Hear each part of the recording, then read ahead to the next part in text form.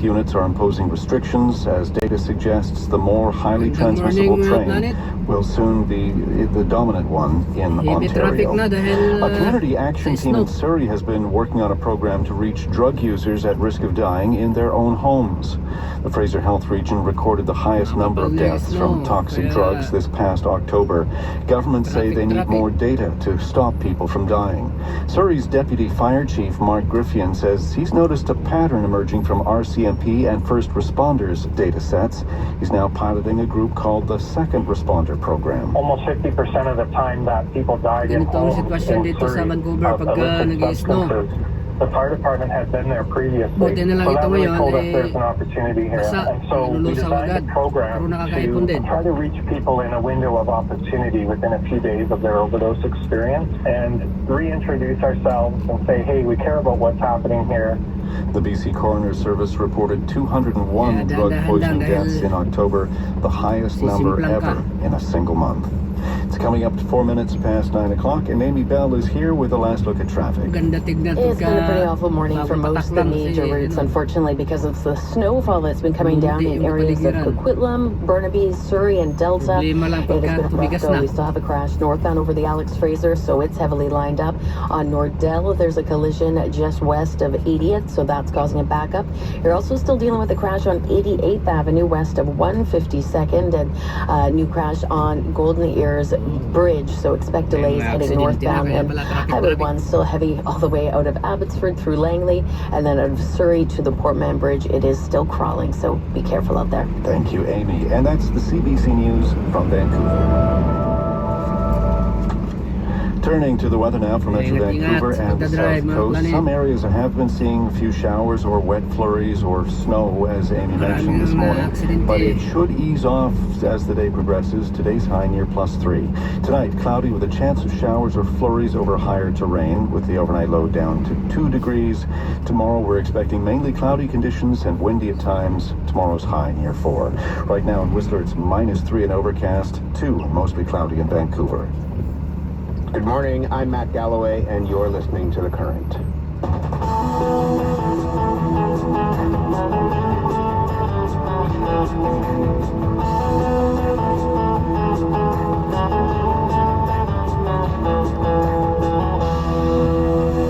Still to come, when you think seaweed, you might think Japanese cuisine, but it's also on the menu for the cows at Joe Dorgan's Dairy Farm, PEI. In about 30 minutes, what a cow's diet has to do with climate change. We'll also take a look at booster vaccine strategies across this country. But first, if you thought there was a time that the office would get back to normal, think again.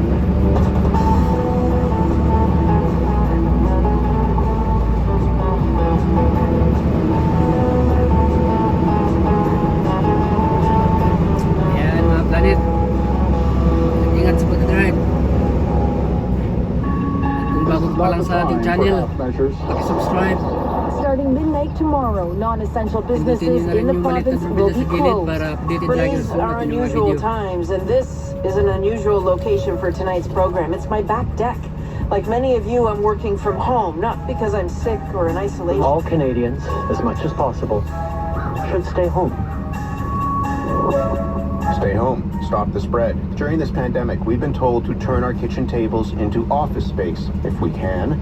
Millions of Canadians who can work from home made that transition, not knowing how long it would last. Nearly 2 years in, some companies are trying to call their employees back to the actual office, but a new variant is complicating things. I'm also asking businesses and organizations to remain diligent and vigilant. We are asking that employers ask their employees to work from home whenever possible. Reducing mobility of people will help to reduce disease transmission. Dr. Kieran Moore, Ontario's Chief Medical Officer of Health, speaking last week. The Ontario government has also announced it will delay back-to-work plans for its public service. It seems like the only thing that's clear about the future of work is that not all Canadians want the same thing. So I'm a lawyer and I'm currently working in the office. We have the option of working from home, but I don't partake. I don't like the isolation, I suppose. I like the guidance and the atmosphere at work. I work from home. The coffee's a lot cheaper. You don't have the commute. You see all those jokes with people wearing sweatpants and wearing a nice shirt on top. Believe me, it happens. I've worked that way probably for over 20 years now. But I think with the pandemic, you feel a lot more isolated than you used to. I think my ideal work situation, and probably a lot of people's ideal work situation, would be having somewhere in the middle, where we have a great deal of flexibility to work remotely if you happen to have a kind of job that permits that, and also having some time in the office and having some of that affiliation and teamwork face to face. I'm a receptionist, and then sometimes I wish I could be working from home, but honestly, like when I was at home, it was more of like getting into a depressing kind of state. So being out makes me more happier, Ayan, mga planet. more able to Nandito move tayo on ngayon with sa my ano, life and not just stay Suri. at my house. Galing tayo ng Langli. Some people in Calgary talking about Pupunta work tayo and what ng, that looks like for Wasin. them in I-deliver tayo. 2021. Businesses are having to navigate regulations, Madulas. what their employees Ayan, want, nadudulas what's best for the bottom line. Pick up A sa new report tindahan. from the Conference Board of Canada in partnership with Carleton University may offer those employers some guidance. Linda Duxbury is professor at Carleton's Sprott School of Business. She's one of the co-authors of the report. Linda, good morning. Good morning. We just heard some workers there talking about their preferences, what they like and don't like, and what they are looking for and hoping to keep, I suppose, when things get back to normal, whenever that is. You did a big survey about this. What did Matindi you traffic ngayon talk dahil to workers about, and what did they tell may you mga nadudulas na. how they see work unfolding in the future? So my research deals with work-life balance, stress, employee well-being, all of these kinds of things, managing change. And so we did a survey throughout. We did it at 2 points during the survey, during the pandemic. We have over 26,000 people who responded from right across Canada. One of the things are people are not doing very well. A lot of the rhetoric that we hear out there, well, productivity, it hasn't gone down. In fact, it's gone up. The data would suggest it's probably gone up because people are working harder. They're working evenings. They're getting up earlier. They're working later. People are struggling right now. And in terms of how they want to work, well, what we can say is it's kind of messy. 1 in 4 want to go back to the office full time. 1 in 4 want to stay at home full time. And the rest want some combination in the middle. So, it took a lot to get everybody home. Now it's going to take a lot to get everybody back. I was going to say, when they get back, it suggests that it's a real mountain for companies to try to assess and figure out how they're going to get over when it comes to figuring out how this is all going to balance out and how people are going to be able to get what they want. Well, what I'm telling companies quite clearly is, it was a giant experiment to send everybody home, okay? We didn't know what we were doing. Many companies were doing it on the seat of their pants. And now we're going to have exactly the same issue going back. There's so many things in play. And, when you're talking about hybrid work, what exactly does that mean? So I hear companies say, well, some days at work and some days at the office. Well, the devil's in the details in terms of what exactly do you mean by some? Are teams going to all be in at the same time? Who decides? Who decides so many of these things? Employees right now, because we're heading into some pretty significant labor force shortages at the high end of the, they're talking about it in the United States. We're going to see it in Canada as well. So organizations who push too hard and say, well, this is how we're going to do it, they could lose people who have a choice, so it's going to be challenging. We'll talk about those challenges. You said initially one of the challenges is that many people are not doing well. Tell me more about that. Who is not thriving or even really, keeping their head above water when it comes to working from home? So what is interesting about this is some of the levels of stress. So I've been studying employee well-being for multiple decades. I've never seen job stress scores like I'm seeing now. I'm not seeing perceived stress scores, etc., work scores. A lot of people, it depends. If you're struggling with schooling your children at home, if you're trying to do a job, you've got a boss who expects you to be on 24/7. You've got a work ethic where you feel responsible for your clients. And you've got a husband or a wife who's also at home sharing bandwidth with you. You know, we do know that a lack of predictability and a lack of control really makes life a lot more difficult, even without a pandemic. Well, people are in a situation right now where they can't control anything, even going to the grocery store. So most people, a lot of people are doing very poorly. Which leads to the suggestion that some people might want to get back into the office, but you found that at the managerial level, that might be the case, but the clerical and administrative staff who might work for those managers did not want to go back to the office. Why do you think that is? Well, I think a lot of people are confusing a lot of things here. So people during the pandemic spent a lot more time with their families, and that's great. But many of them didn't have childcare, daycare, they didn't have a commute, and so they don't want to put that back into their life. They don't want the expenses of nice clothing. You know, I'm sitting here talking to you in a sweatpants, a sweatshirt. I didn't have to dress up. It's quite nice. A lot of people are like that. They don't want the expense of going into the office, and they have this idea that it's better at home. But they forget that the office also offers some real advantages, and you know, going forward, how we're going to balance those two. And the other thing I would really caution employers who are listening to this right now, almost all the rhetoric right now is around back to work, whether we're going hybrid, what does hybrid look like? I think we have to spend as much time on employee well-being and trying to re-engage people who've lost touch with the organizational culture, who've lost touch with their colleagues, and many of whom have maintained their productivity at a great personal cost throughout the pandemic. We have to mend bridges, and we have to focus on mental health as much as we have to focus on return to work. There's two parts that are worth picking at there. One is around productivity. You'll hear stories because people are working from home, and there's not the separation of if you are lucky enough to work from home, you know, you're not leaving the office and then going home. Work is at home, and so the bedroom where you sleep is the office where you work. Is that truly extending the workday for many people? Oh, absolutely. It's extending the workday for almost 2/3 of the people that were in our survey. Most people get up earlier, they stay up later, they work on the weekend, and they don't spend enough time on themselves.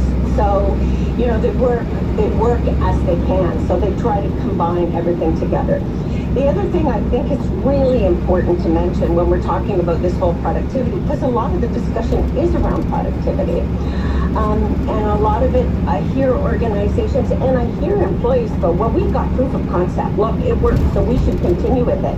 You don't have proof of nothing. Because what you just did for 2 years is actually, it wasn't really telework, it wasn't remote work, it was a jury-rigged solution. It was work from home during the pandemic, not working from home. It was work from home. It was what we call enforced work from home. Hey, you have no choice, go tomorrow, and good luck. So, you know, all of what we would recommend be in place before somebody was sent home, none of it happened. So there should be discussions, because not everybody wants to go home. Who has the work ethic? Who has the personal situation? Who has a home office with a door? You know, in our survey, people who actually had an office with the door did way better than people who worked in the basement and the kitchen table. You know, a lot of people work in the bathroom. They work wherever they can. But that's not healthy for us. You also have daycare in place for your kids. Hey, that sure didn't happen. You have an ergonomic setup. Hey, people worked on their bed. People work, you know, look at the physiotherapy needs right now, which shows you what went on. So we have to, sorry, I get all frustrated. We have to stop. We have to stop doing the following. We have to stop saying, well, look at people are more productive or as productive at home. We have to get behind what that productivity is. And if people maintain their productivity at huge cost to their mental health, Is that a gain? The other thing we have to stop saying is we've got proof of concept. Don't sell your building just yet.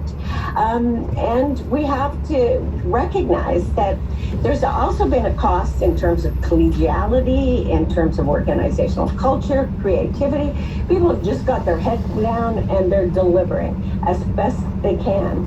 But that's not what we want, I don't think, any of us going forward. Do you think this, what people have gone through, and again, not everybody is able to work from home. Many of us have been coming into work, and many people, they don't have an office to go to because they're working jobs that aren't in a physical office setting. But do you think this has changed in some ways how people view work and how they see what a job is? There's a lot of research showing that people's new attitude is called YOLO. Have you heard that? Which is you only live once. Nothing like going through a death-defying experience with the pandemic to actually make people think and reevaluate what's important to them. So, but we've also got data, 60% of our 26,000 people are essential workers. And nobody would say they're doing well either. They're just doing poorly from a different root set of causes than the people who are working from home. The pandemic has had a significant impact on the mental health of all workers, and I think those who can are evaluating what it is they want. So you're starting to see employees pushing back. If you look right now, restaurants can't hire, grocery stores can't hire. People are saying, you call me essential, you call me important, but you treat me like dirt. So, I don't really feel important. I'm not feeling the love here. So people are calling their organization to task and saying, there's certain things I want, and if I don't get them, maybe you and I don't have a relationship moving forward. So that is also complicating things. How important is culture at a workplace? And what's been lost when it comes to the culture when everybody's in the same physical space? So it was interesting because I was listening to the interview of the woman from the military. The military's got an incredibly strong organizational culture. So the culture is a very positive force if it's good culture. If it's one that respects people, promotes balance, empowers, has autonomy. A toxic culture is something to be avoided. So people who work for organizations where the organizational culture is not the strength of the organization actually liked working from home because they avoided the politics, they avoided the nonsense. Whereas people who work for organizations where the culture was family-like, their colleagues were incredibly important to them in terms of their relationships. Their manager was important. Those people really miss work and they miss the culture. But what I would suggest is organizations with more toxic cultures, this is an opportunity for them to reset, isn't it? Because people have been away. You have the opportunity to remake yourself. What our data does show, though, is that younger people, how have we onboarded people during this thing? People, I can only see you by looking at your avatar on my screen. Well, that's certainly not the way to connect to your boss and to your colleagues and to feel connected to your work. So there's just so many things that we have to do to re-engage people in the workforce. When this is over, if it ever is over, I'm convinced it will be over, that in fact it's hard for managers to know where to start. What I would really recommend is don't do what many of you always do, which is have 57 number one priorities. I would suggest you pick 2 or 3 things, focus on them, and then focus on the next thing. The other thing I tell organizations is you have to become ambidextrous. What does that mean? And what that means is I teach change management. I study change management. It means that you're able to change the tires on your car while you're driving along the 417 at 120 kilometers an hour. It means being able to do 2 difficult things at once. It means that Organizations have to focus on the survival of the firm in the long term, so they have to do the business of the firm. But they also have to make significant changes right now because, in fact, we are going to be going back to work soon. This Omicron has bought us a little bit more time in order to do some of the heavy lifting and the heavy thinking, but we have to start actually putting changes in place. And I think organizations have to be honest with their people and say, you know, this is new for us too. We have no idea what we're doing, but we're going to try this first. It's our best guess after doing some research, after listening to you, and it might not work. So if it doesn't work, bear with us. We'll try something else again. You talked about the idea of a hybrid workplace, which is essentially some people split their time. They work from home sometimes, they are in the office sometimes. Is working from home, given what people have been through and what they've been put through, do you think that employers need to look at working from home as a right or as a privilege? Well, there's the nub of the whole argument, isn't it? The ideal work arrangement is it's a privilege, not a right. Many employees are now saying, well, I just did it for 2 years. It's my right to continue, etc. I was going to say, is that horse out of the barn now? Because people, in some ways, it goes back to the idea of thinking differently about work, that the balance is different now than it was before this pandemic. Well, the balance in the discussion certainly is. But some jobs that were done at home during the pandemic, nobody would have ever expected them to be done at home. And quite often, they weren't done well. Yan, galing tayo And ng some langli. people actually don't have the personal discipline or the Sorry. preference for the Pumunta tayo ng personality to Highway work from home 99. well. Punta tayo ng Tuasin. And some people Oh, anyari dito sa don't kotse na have ito. good work-life balance at all. Baliktad siya. People's preference to balance is they're either what we call segmenters. They like to have their work Dahan time and talaga. their family time Yan, separated by location, cues, time cues, whatever. And then there's these people called integrators that are really good at juggling two balls at once and flip back and forth. So how do the employers go about prioritizing, how you just determine who can work from home and who can't, and what the hybrid actually looks like? What are the things that they need to I focus think my own personal opinion Ano is you yung have Highway to start 99 with kung the job. tawagin? And you have to look at how can this job Agos be done. ng Vancouver, I would suggest looking yung at kabila, tasks, not puntang entire US jobs, border. because jobs can be broken down into tasks. Washington. Some of which can be done very well at home, some of which need to be done at the office. Once you have an idea of the tasks that can be done at home and at the office, then you start looking at the people who are currently holding those positions. And you might have to have a discussion with somebody saying, well, you really want to work from home, but you have this job, of which only 20% of it can actually productively and effectively be done at home. So if you want to spend more than 20% of your time at home, then maybe we really value, maybe we have to find you a different role in the company. So there's going to have to be discussions like that as well.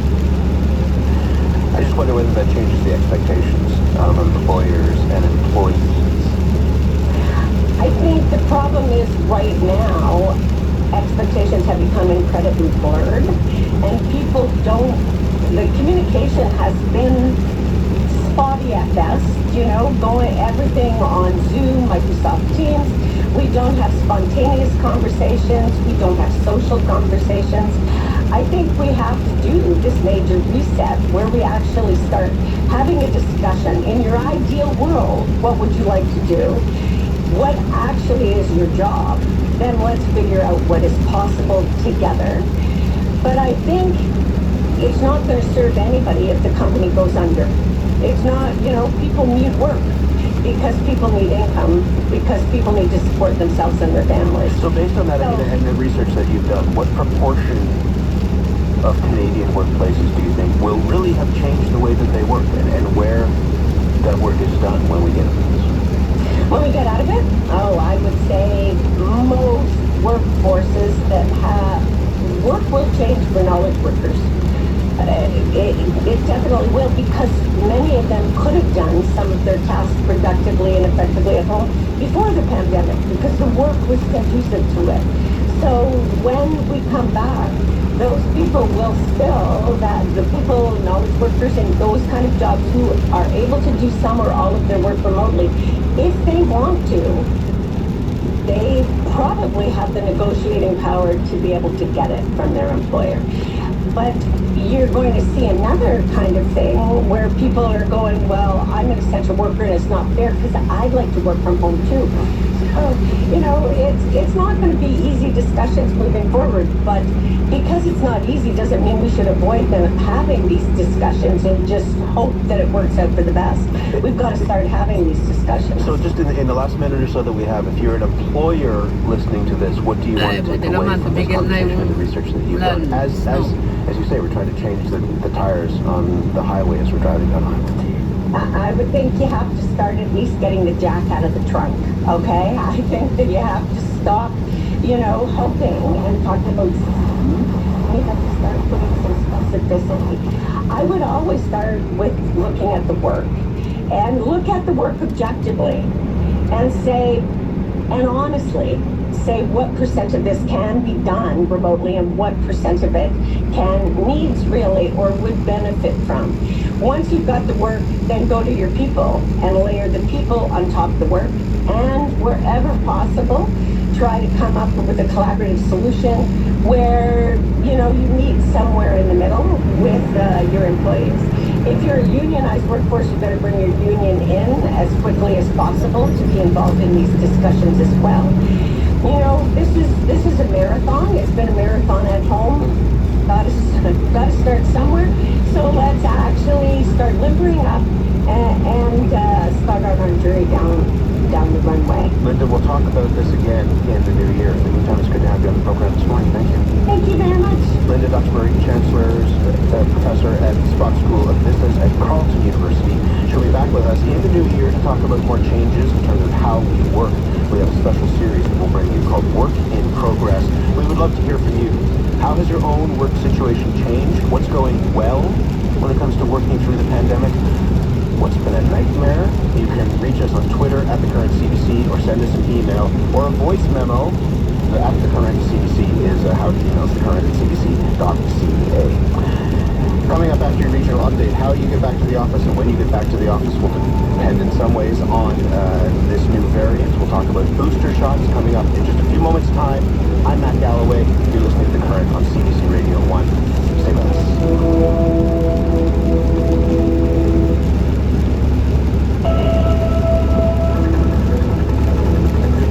Headlines from the CBC Vancouver newsroom. I'm Tim Weeks. Infectious disease experts are warning we may be heading towards the highest spike in COVID-19 since the pandemic began. That's driven by concerns about the Omicron variant and people gathering in greater numbers over the holidays. BC has only identified 10 cases of the Omicron variant so far, but in the United Kingdom, Denmark, and other countries, officials are already seeing skyrocketing numbers of cases. A number of medical officials are calling on the province to speed up the delivery of booster shots to prepare for the next wave. The BC government is asking owners of private wells in areas that were hit by flooding to monitor their water quality. It says water in flood-affected areas should be considered unfit for human consumption until it's disinfected and tested. The Ministry of Health is making free sample kits and bacteriological testing available for residents. The BC Hydro says it's restored power to about 70% with customers along the Highway 8 corridor. That area was devastated by flooding and landslides. More than 8 power poles and 14 transformers between Merritt and Spence's Bridge were knocked out. Parts of Highway 8 were completely washed away. And Hydro says extensive reconstruction of the route will be required to allow them to restore the rest of power in the area. In the forecast, wet flurries and showers today with a high of 3. Mostly cloudy skies tomorrow with a high of 4 degrees. Hi, I'm Matt Galloway. You're listening to The Current. Which is in time for the holidays, COVID cases are surging across this country. The newly discovered Omicron variant could become the dominant strain across Canada by the end of the month. And the trend could repeat across the board. So what we're seeing in Ontario, I expect to be seen in other areas of the country. For sure, we are seeing community transmission, possibly in its early stages, but this can rapidly escalate in the days to come. Let's and the Chief Public Health Officer, Dr. Teresa Tam, speaking yesterday. To stem this rising tide, some doctors are calling for wider access to booster shots. Some provinces and territories, including Manitoba and Yukon, have already expanded access to anyone 18 and up. In other provinces like BC, Ontario, and Alberta, only those over the age of 50 or 60 are currently eligible for the third shot. Dr. Prabhat Jha is a professor of global health at the University of Toronto and epidemiologist at Unity Health. Doctor, good morning. Good morning. Many of your colleagues, doctors in Ontario and elsewhere across the country, are saying there should be a greater urgency to getting third shots into people's arms. There is an editorial in the Globe and Mail this morning saying that Canada needs to stop jogging like we have all the time in the world, and we need to begin running like Godzilla is chasing us. Do we need to ramp up dramatically access to booster shots? I think we have no choice, given the evidence that's emerging, particularly from the UK and Denmark, who I guess are about a week ahead of Canada in terms of the Omicron variant being introduced. And they're showing very clear evidence that Omicron is now the dominant variant in terms of new cases. And importantly, they're showing that even people who've had 2 doses of the earlier vaccines can get infected. And it's unclear whether the Omicron also has a lower hospitalization rate, which is the hope. But so far the data are unclear. And given all that we've observed, I think absolutely a 2-pronged attack is needed. One is to rapidly roll out the third dose. I don't call it booster. I think we should be thinking about these vaccines as a 3-dose regime. So a third dose, particularly to the people above 50, because our goal remains to make sure our hospitals aren't flooded with patients that end up dying in our nursing homes who protected. Is that the priority that you need to look? Because again, there's the suggestion to open up, I'll use your language, the third dose to everyone over the age of 18, but you're suggesting that what we have right now, given the supply, we focus on those who are over the age of 50. We did this, as you'd recall, Matt, early on when vaccine supply was limited. The priority was to get needles into people who are at risk of being hospitalized or dying. So those are really above age 50. And that should be the priority for the third dose as well. But I think there's a complementary strategy which is just remarkable how poorly the governments have done it across the country, which is to send people test kits. I know Alberta has done so, but Ontario certainly could, is mail people at home test kits and let people intelligently use kits to test themselves if they think they've been exposed or have some symptoms, and isolate and report. I think we need to bring that tool in quickly. Many of us have been arguing for months that should be introduced, but now we've given the Omicron surge, we have no choice but to really accelerate that. Nova Scotia, New Brunswick certainly ahead of the curve on that as well. So you mentioned what's happening in the UK. On Sunday, the British Prime Minister Boris Johnson said there's a tidal wave of Omicron coming. Is that in some ways predicting what we're likely to see here? Well, the news is mostly quite bad of how infectious this variant is. It seems to be twice as infectious as the Delta variant, which is currently circulating, at least twice. The cases are doubling currently in the UK and Denmark about every 3 days. So if you just do the math and think, well, if Ontario's running about 2,000 cases right now, or a little under, then in a matter of days we'll be up to 6,000 or 4,000, and then up to 8,000. And that's a real worry. Now, it's not clear that it's going to be that trajectory, so this is where careful monitoring is needed. But it does suggest you act like it was going to be that scenario.